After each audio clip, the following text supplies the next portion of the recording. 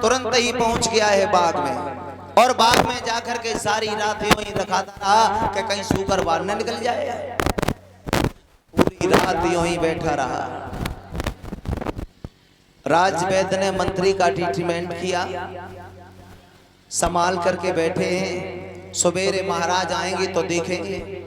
सवेरा जैसे ही हुआ भक्त जनों, महाराज हरिश्चंद्र ने सभी सिपाहियों को साथ लिया और साथ में लेकर के पहुंच गए हैं। उसी बाग को चारों ओर से घेर लिया, बगिया को चारों ओर से घेर लिया।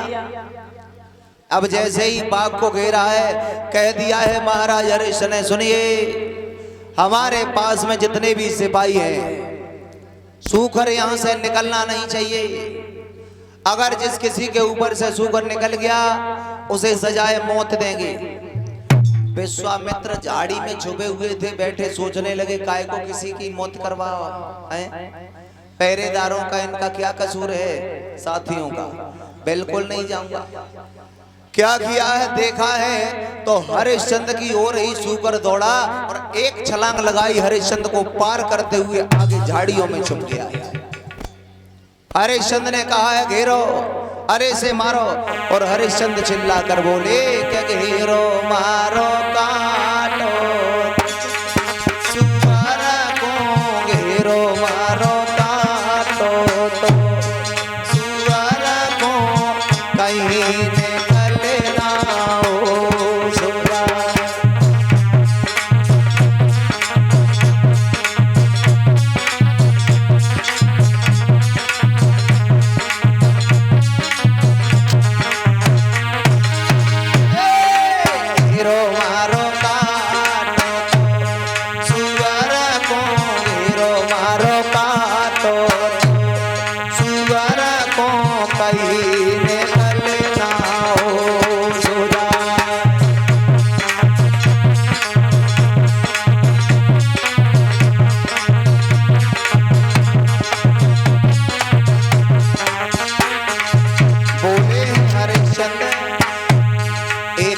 निकल न जाए बात मेरी मानो साझी। अगर जो निकल के गए होते हम बाको फांसी रे।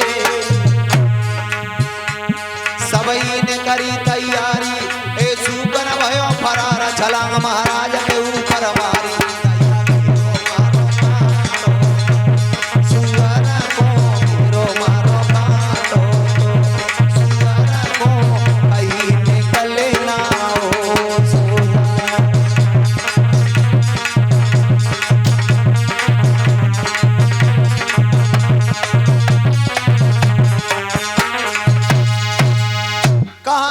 घेर लो और मार दिया जाए, किसी भी तरीका से सूकर यहां से जिंदा नहीं जाए। सूकर ने महाराज के ऊपर से छलांग मार के उधर से एक बाबा का भेष बना करके सामने आ गया।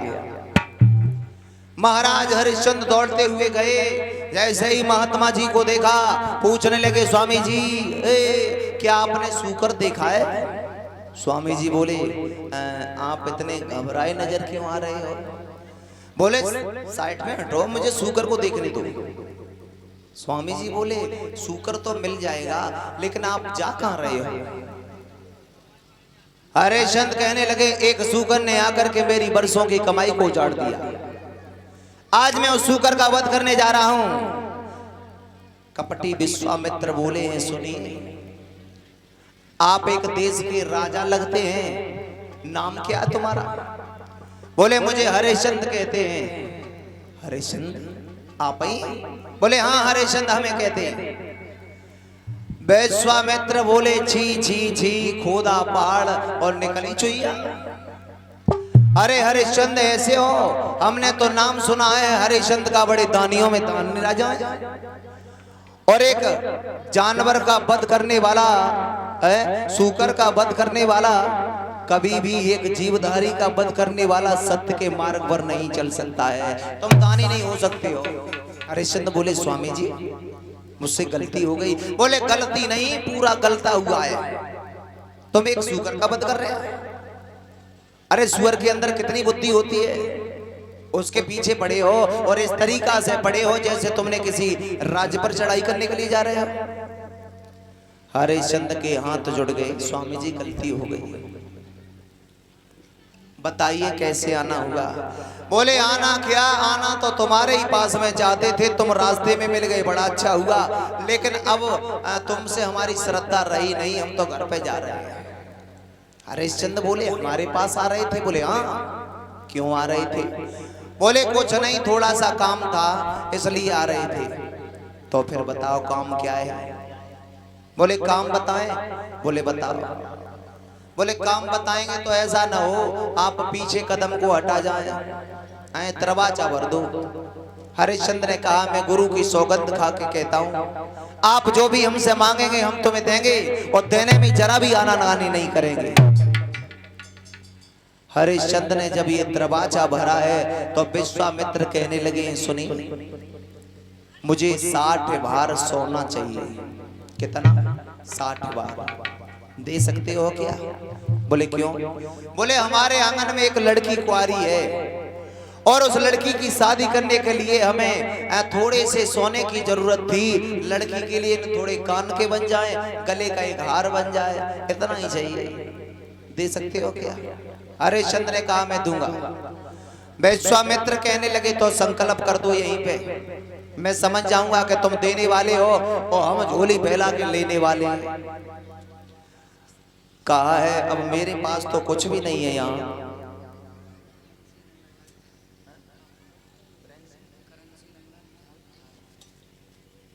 ये करण सिंह नंगला जाल ठार से आए हैं, एक हार पहनाकर सम्मान कर रहे हैं, जोरदार तालियों से स्वागत करेंगे। बोलो गोविंद भगवान की। भैया एक पर्ची बना के दे दिया करो, पर्ची कथा में कह रहे हैं और इधर डिस्टर्ब होता है थोड़ा।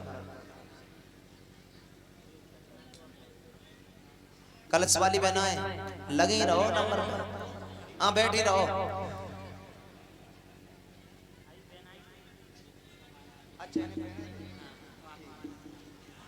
इन्होंने एक पति परिचित कलश वाली बहनाएं और हमारा सम्मान किया है, एक बार जोरदार तालियों से स्वागत करें। इसीलिए तो मैं कहता हूं लिख के भेज दिया करो।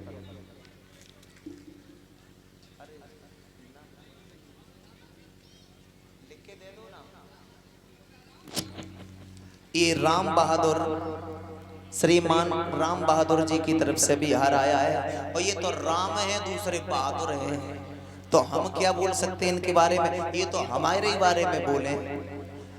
इनसे तो कामना करते हैं, राम जी से तो आशीर्वाद ही चाहेंगे। बोलो गोविंद भगवान की। तालियों के साथ स्वागत करें। विश्वामित्र ने कहा है 60 बार सोना की आवश्यकता है, अगर आपके पास कुछ हो तो हमें संकल्प में करें। हरिश्चंद्र कहने लगे अब हमारे पास अभी तो कुंजी और लगा मैं दूजो कछु नाई।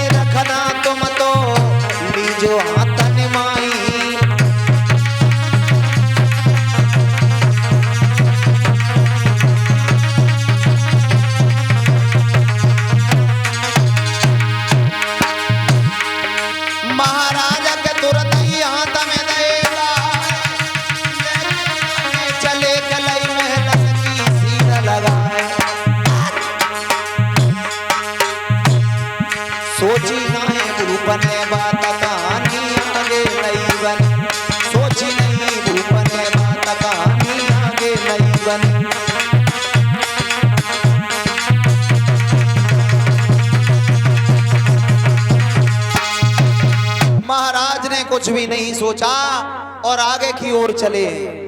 जैसे ही आगे की ओर चले जा रहे हैं महाराज, आज भक्तजनों महलों में पहुंच गए हैं।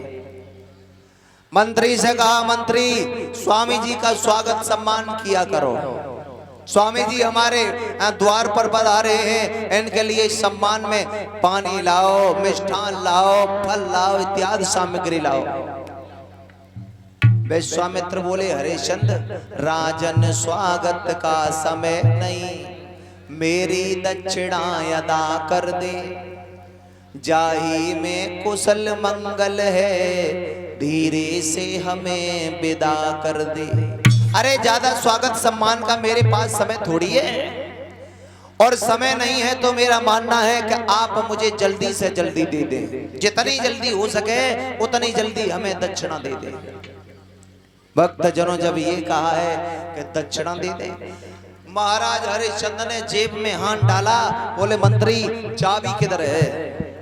विश्वामित्र चाबी को हिलाते हुए बोले चाबी इधर है। चाबी का क्या करोगे? बोले खजाने में से 60 बार सोना तुम्हें देना है ना।